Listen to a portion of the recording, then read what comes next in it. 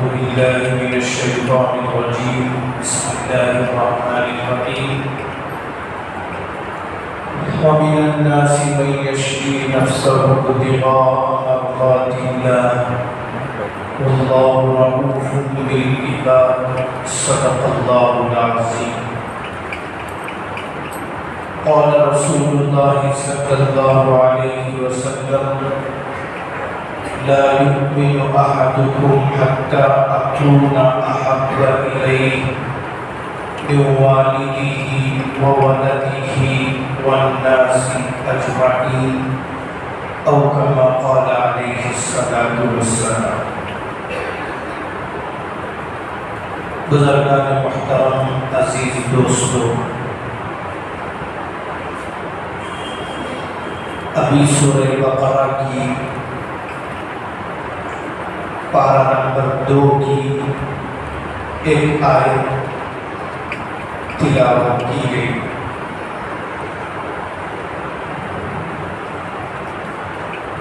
اس آیت میں یہ سبق دیا گیا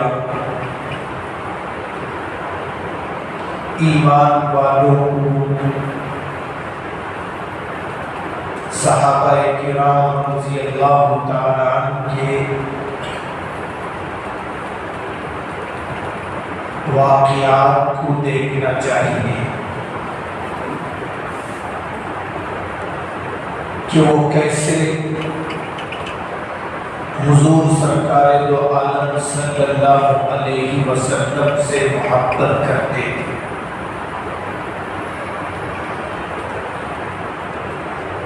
کیونکہ حضور صلی اللہ علیہ وسلم سے محبت کے بغیر کسی کا ایمان کامل اور مکمل نہیں ہوتا۔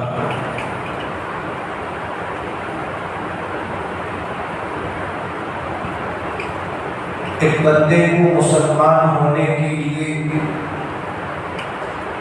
جس طرح لا الہ الا اللہ کہنا ضروری ہے، اس پر ایمان لانا ضروری ہے، بالکل اسی طرح محمد رسول اللہ پر بھی ایمان لانا اور آپ سے محبت رکھنا ضروری ہے۔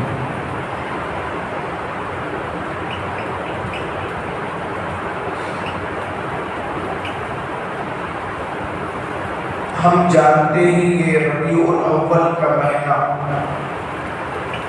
سرکار دو عالم صلی اللہ علیہ وسلم کی پیدائش کا مہینہ ہے۔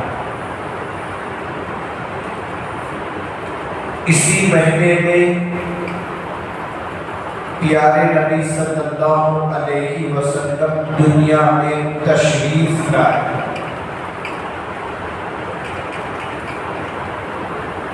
آپ کی پیدائش پر ساری مخلوقات نے خوشیاں منائیں۔ یہاں تک روایتوں میں آتا ہے سمندر کی مچھلیوں نے ایک دوسرے کو مبارکباد دی اور کہنے لگے محمد صلی اللہ علیہ وسلم دنیا میں تشریف لا چکے۔ آپ کی پیدائش پر آپ کا پورا گھرانہ خوش ہو گیا تھا، کیونکہ آپ پیدا ہونے سے پہلے آپ کے والد محترم کا انتقال ہو گیا تھا۔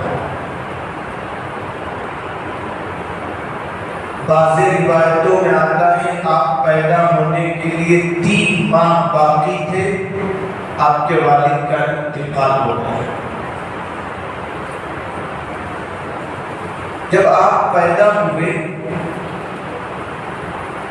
جو آگے چل کر دشمن بننے والے تھے انہوں نے بھی خوشی کا اظہار کیا۔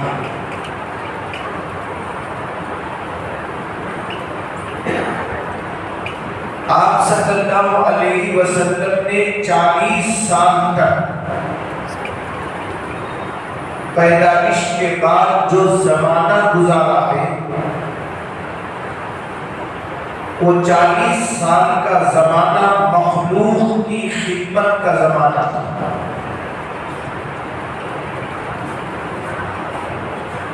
آپ ہر ایک کی خدمت کرتے تھے،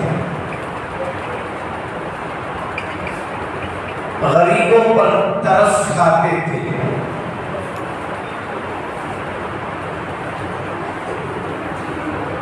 اور لوگوں سے ہمدردی کیا کرتے تھے۔ آپ نے اپنی 40 سال میں کبھی جھوٹ نہیں کہا، اسی وجہ سے آپ کو نبوت سے پہلے ہی لوگ صادق کہہ کر پکارتے تھے، سچا کہہ کر پکارتے تھے۔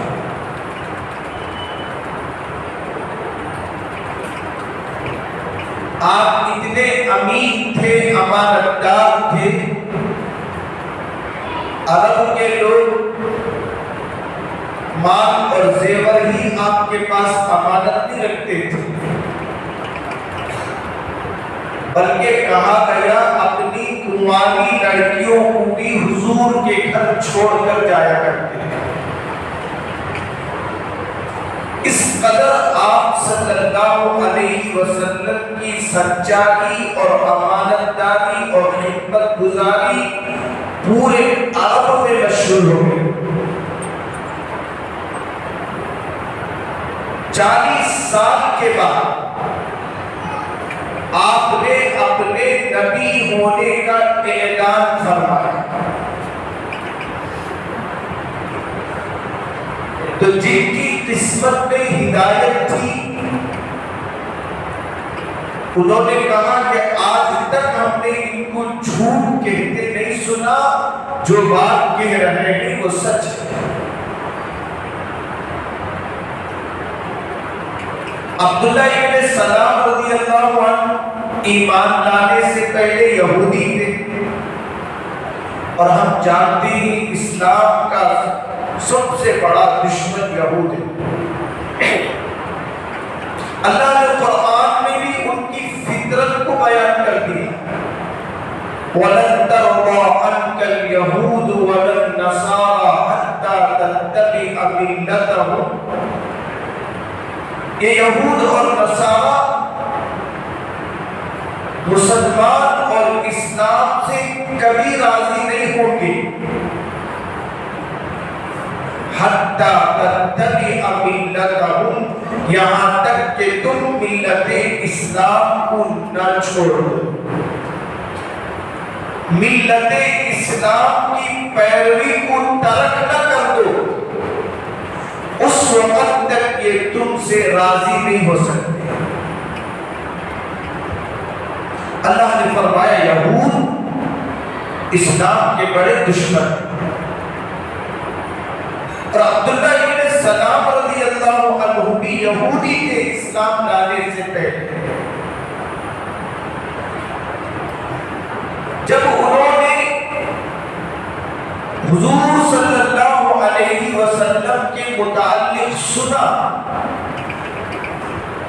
ایک شخص مدینے میں ہے جنہوں نے زندگی میں کبھی جھوٹ نہیں کہا، خیانت نہیں کی، آج وہ نبی ہونے کی بات کرتے ہیں، چونکہ عبداللہ ابن سلام رضی اللہ عنہ تورات کے حافظ تھے۔ حضرت موسیٰ علیہ السلام پر جو کتاب نازل ہوئی وہ تورات تھی، عیسیٰ علیہ السلام پر جو کتاب نازل ہوئی وہ انجیل تھی، داؤد علیہ السلام پر جو کتاب نازل ہوئی وہ زبور ہے، ہمارے اور آپ کے نبی سرکار دو عالم صلی اللہ علیہ وسلم پر جو کتاب نازل ہوئی وہ قرآن مجید۔ یہ 4 مشہور کتابیں نے جو 4 مشہور نبیوں پر نازل ہوئی۔ اب عبداللہ ابن سلام رضی اللہ عنہ تورات کے حافظ تھے، جن کو تورات ازبر یاد تھا۔ انہوں نے تورات کے اندر حضور صلی اللہ علیہ وسلم کی پیدائش کا ذکر پڑھا تھا، اور آپ صلی اللہ علیہ وسلم کے متعلق یہ بھی پڑھا تھا وہ مکے میں آئیں گے، ایمان کی دعوت دیں گے، اور تمام انبیاء نے کہا جب تم اس نبی کا زمانہ پاؤ تو ان پر ایمان لاؤ۔ اب عبداللہ ابن سلام رضی اللہ عنہ کے اندر بے قراری تھی، دیکھو تورات کے مطابق اگر وہ شخص ہے تو مجھے ایمان لانا ہے۔ اب وہ مکہ مکرمہ آئے، تحقیق کیا کہ محمد کہاں رہتے صلی اللہ علیہ وسلم۔ تحقیق کرنے کے بعد حضور کی مجلس میں آئے، صرف آپ کا چہرہ دیکھتے ہی عبداللہ ابن سلام رضی اللہ عنہ فرماتے ہیں میرے دل میں یہ بات آ گئی، یہ نورانی چہرہ کسی جھوٹے کا نہیں ہو سکتا۔ صرف آپ صلی اللہ علیہ وسلم کے چہرے کو دیکھ کر وہ پہچان گئے یہ شخص جھوٹا نہیں ہو سکتا، یہ واقعی وہی نبی ہے جس کی پیشن گوئی پچھلی کتابوں میں دی گئی۔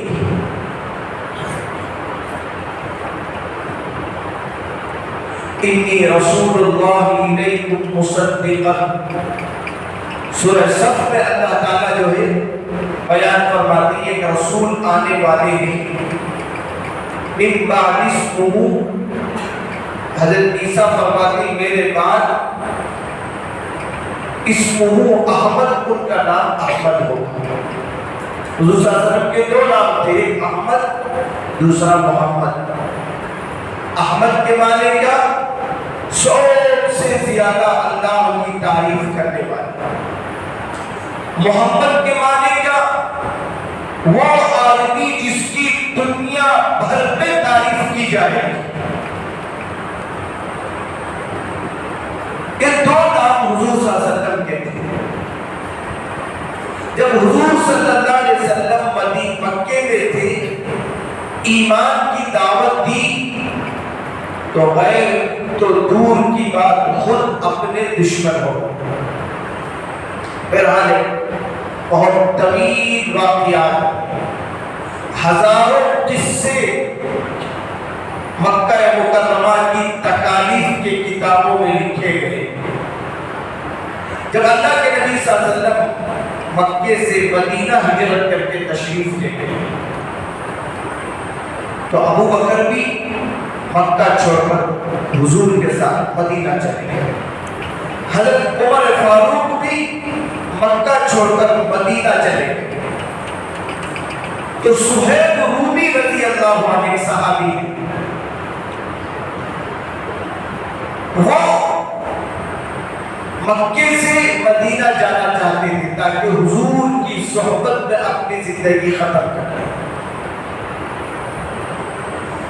اب جب یہ مکے سے مدینہ نکلنا چاہے، راستے میں چند کافروں نے سہیب رضی اللہ عنہ کو روک لیا، کہا کہ سہیب کہاں جاتے ہیں؟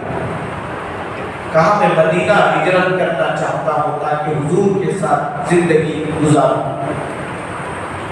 کفار مکہ کو برداشت نہ ہوا، کہا کہ سہیب ان کی باتوں میں آ کر تم کیوں مکہ چھوڑتے ہو؟ لیکن سہیب رضی اللہ عنہ نے فرمایا کچھ بھی ہو جائے مجھے مدینہ ہجرت کرنا ہے۔ اب کفار مکہ نے آپ کو ڈرایا، دھمکایا۔ سہیب رومی بھی کوئی بزدل صحابی نہیں تھا، ایک جری و بہادر نوجوان صحابی تھے۔ سہیب رومی کے بارے میں یہ مشہور تھا وہ اتنے نشانہ باز تیر کش تھے ان کی تیر خطا اور غلطی نہیں کرتی تھی. جس جگہ نشانہ باندھتے برابر وہ تیر نشانے پر لگتی تھی. سہیل رومی نے کافروں سے فرمایا دیکھو میرے تھیلی کے اندر 40 تیر ہیں. گویا سمجھو 40 آدمیوں کی موت میرے ساتھ لڑنے میں ہے. اس کے علاوہ میرے ہاتھ میں ایک تلوار بھی ہے. اگر تم لڑنا ہی چاہتے ہو تو سہیل لڑنے کے لیے تیار، لیکن ہجرت کو چھوڑنے کے لیے تیار ہے. مر جاؤں گا لیکن ہجرت نہیں چھوڑوں گا. اب سہیل رومی رضی اللہ عنہ نے فرمایا دیکھو اللہ نے مجھے بہت مال دیا ہے. کاروباری صحابی تھے.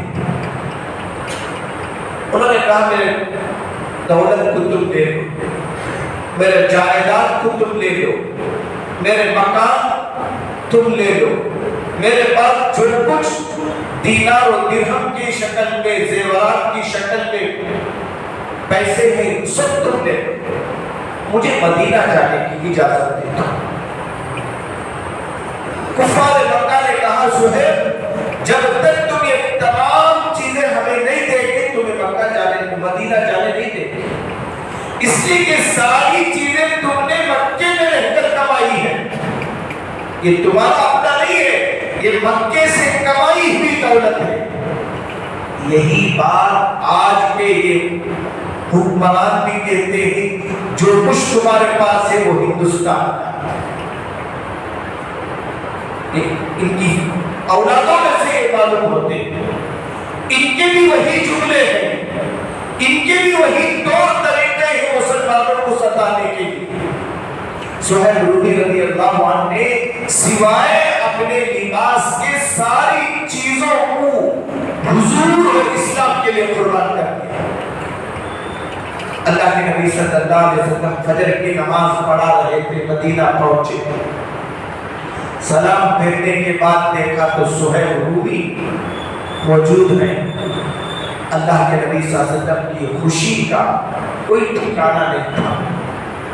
آپ صلی اللہ علیہ وسلم نے حضرت سہیل سے آگے بڑھ کر معانقہ کیا، مصافحہ فرمایا اور اللہ نے آیت کریمہ نازل فرما دی جس میں حضرت سہیل کی قربانی کو ذکر کیا ہے. اللہ کے نبی صلی اللہ علیہ وسلم نے فرمایا اے سہیل تم نے بڑا بہترین نفع کا سودا کیا. اگر ہم جیسے ہوتے تو بھائی کیا بھی سودا کیے، سارا در دولت دے کر وہاں جانے کی ضرورت کیا ہے. صحابہ کا وہ ایمان تھا، نبی سے وہ عشق و محبت تھی، اپنی جان تک حضور کو دینے کے لیے تیار تھے، لیکن ان کے دلوں میں تمام چیزوں سے زیادہ محبت اللہ اور اس کے رسول سے تھی. اللہ نے سورہ توبہ کے اندر ایک آیت میں فرمایا تمہیں حضور سے اللہ سے کیسی محبت ہونا چاہیے. جب تک اس طریقے سے محبت تمہیں نہیں ہوگی تمہارا ایمان کامل نہیں سمجھا جائے گا. آیت بڑی لمبی آیت ہے. قل ان كان آباؤكم وأبناؤكم وإخوانكم وأزواجكم وعشيرتكم وأموال اقترفتموها وتجارة تخشون كسادها ومساكن ترضونها أحب إليكم من الله ورسوله وجهاد في سبيله حتى يتربصوا. یہ بڑی لمبی آیت، بڑی دلچسپ آیت ہے. اس میں اللہ کہتا ہے اے لوگوں تم نبی سے محبت کرو اپنی باپ سے زیادہ، وَأَبْنَاؤُكُمْ اپنے اولادوں سے زیادہ، وَإِخْوَانُكُمْ اپنے بھائیوں سے زیادہ، وَأَزْوَاجُكُمْ تمہاری بیویوں سے زیادہ، وَأَمْوَالٌ اقْتَرَفْتُمُوهَا ان مالوں سے زیادہ تم کو جوڑ جوڑ کر تم نے رکھا ہے. وَتِجَارَةٌ تَخْشَوْنَ كَسَادَهَا ایسی تجارت سے زیادہ محبت کرو جس کے بارے میں نقصان کا تمہیں ڈر رہتا ہے. ان تمام محبت سے نبی کی محبت غالب ہونی چاہیے، جبھی ہمارا ایمان ہے۔ اگر ہمارے دل میں نبی سے زیادہ اولاد سے محبت ہو، نبی سے زیادہ بیوی سے محبت ہو، نبی سے زیادہ بھائیوں سے محبت ہو، نبی سے زیادہ مال سے محبت ہو، نبی سے زیادہ تجارت سے محبت ہو، نبی سے زیادہ محلات سے محبت ہو، تو اپنے ایمان کا جائزہ لینا چاہیے۔ ابھی ہمارا ایمان مکمل نہیں ہے۔ ایمان چند رکعت نمازیں پڑھنے کا نام نہیں ہے، 2-4 پیسے صدقے کرنے کا نام نہیں ہے، 2-4 سنتوں پر عمل کرنے کا نام نہیں ہے۔ ایمان اسے کہتے ہیں ساری زندگی نبی کے تابع ہو جائے، نبی کے طریقے کے مطابق آ جائے، اس کا نام ایمان ہے۔ اس پر چلنے والے کا نام مسلمان ہے۔ ہم نبی کی پیدائش پر خوشی تو مناتے ہیں، لیکن نبی کے طریقے اپنانے کے لیے تیار نہیں ہیں۔ تو اپنے ایمان کا جائزہ لینا چاہیے۔ ربیع الاول کا مہینہ ہمیں یاد دلاتا ہے یہ ہمارے آقا کی ولادت کا مہینہ ہے۔ ہمیں آقا سے ایسی محبت ہونی چاہیے جیسے حضرات صحابہ رضی اللہ عنہم کر کے دنیا سے گئے۔ اللہ عز و جل سے دعا ہے اللہ تعالیٰ یہ ایمانی حلاوت، یہ اطاعت رسول، یہ محبت رسول ہم سب کو نصیب فرمائے۔ وآخر دعوانا الحمدللہ رب العالمین۔